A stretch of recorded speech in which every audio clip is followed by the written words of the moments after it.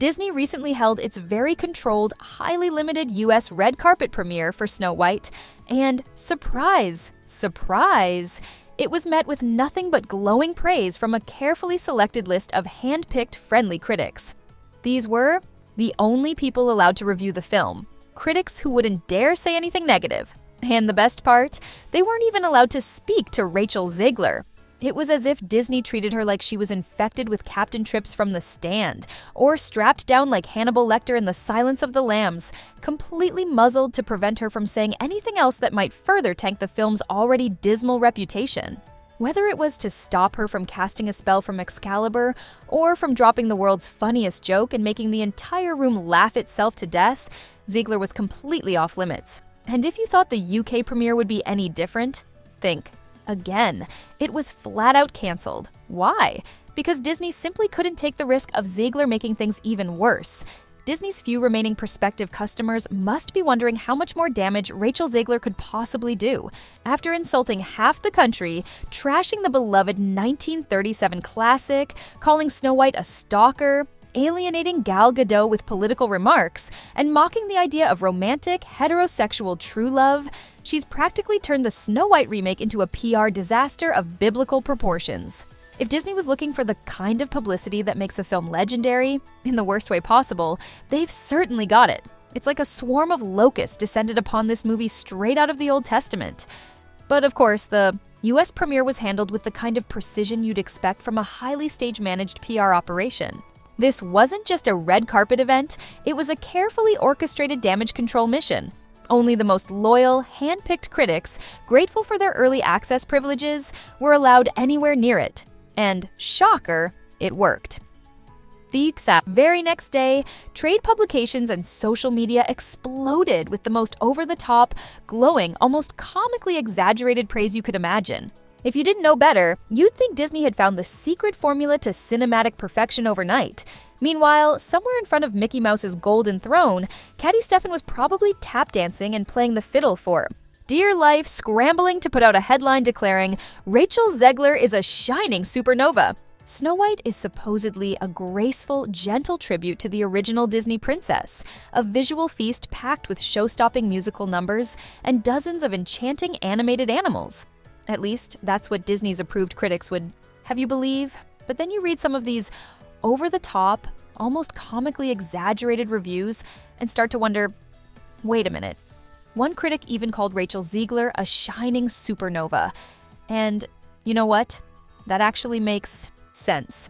Because what do supernovas do? They obliterate everything around them. And by that standard, sure, Zegler is a super-duper nova, single-handedly incinerating this film's reputation with an avalanche of bad press, controversy, and disastrous PR stunts. Take this glowing gem of a review. Rachel Zegler stuns in snow. White with a vocal range crafted by the gods. She shines magic, charm, and beauty into this soulful reimagining of Disney's 1937 classic. Really?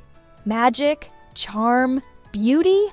Funny, because after 2 trailers and multiple promotional clips, we've seen exactly zero evidence of any of that. Not one single moment of Zegler exuding anything remotely resembling Disney princess energy. What? Did Disney bend over backward to hide it from us this whole time? And now, after months of silence, they suddenly expect audiences to ignore their own eyes and ears and just trust the privileged, hand-picked critics who are proclaiming this film the greatest cinematic achievement since the invention of the freaking wheel? Disney has gone all out in damage control mode, launching a full-force media blitz to convince the world that Snow White is an absolute masterpiece. A triumph? Yeah, right. I'll bet not one of these shills mentioned that this version of Snow White butchers the original's most beloved elements. Gone are the classic songs about love, romance, and happily ever after, replaced with soulless, forgettable tracks laced with feminist messaging that strips the film of its heart and soul. It's as if Snow White had its heart ripped out and placed into the golden box the evil queen provided in the original cartoon. And honestly, I'm sure she'd approve of this soulless, cynical remake. If Disney had zero faith in this movie, so much so that they didn't even bother to advertise it during the Super Bowl, the biggest commercial event of the year, why are they suddenly going all in? Why the last-minute marketing blitz? Why? Not try to trick audiences with a bright, misleadingly cheerful trailer during the Super Bowl just to get butts in seats before word of mouth inevitably destroys it. Disney knows this movie is DOA.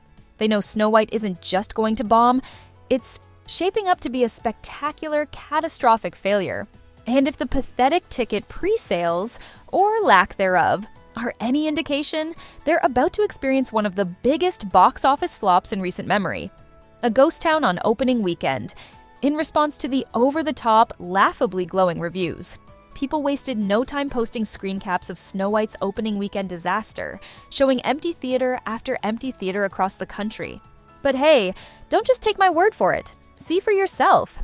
These images evoke the bleak, haunting melancholy of The Sound of Silence.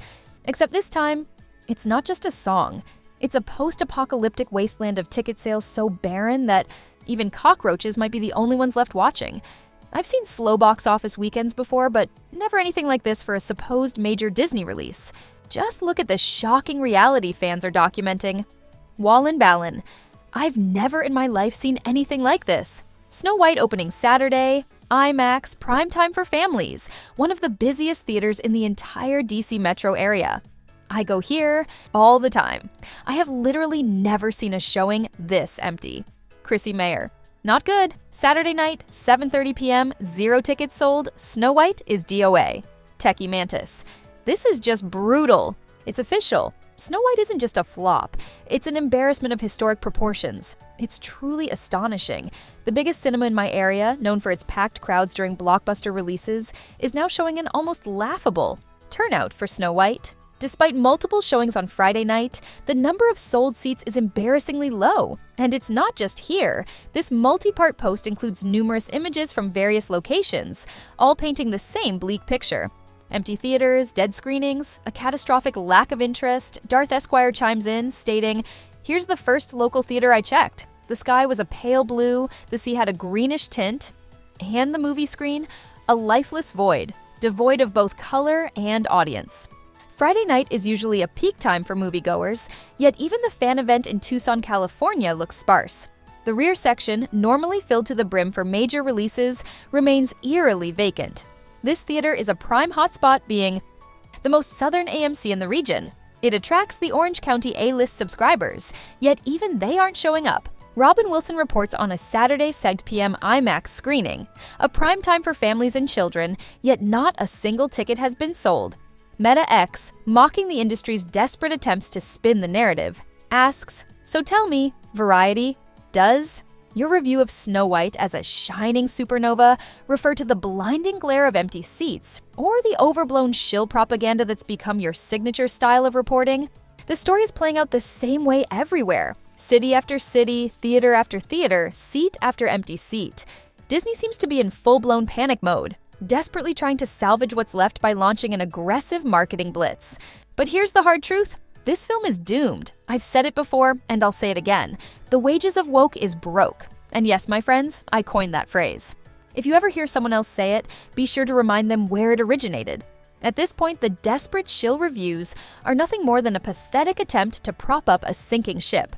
The audience has spoken, and they are rejecting this film outright. And honestly, I believe this movie deserves to fail. I'm sick and tired of genuine magical classics, beloved for generations, being stripped of their essence and turned into soulless cash grabs under the guise of modernization.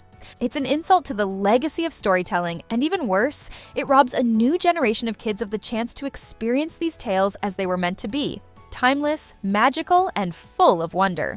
But perhaps it's fitting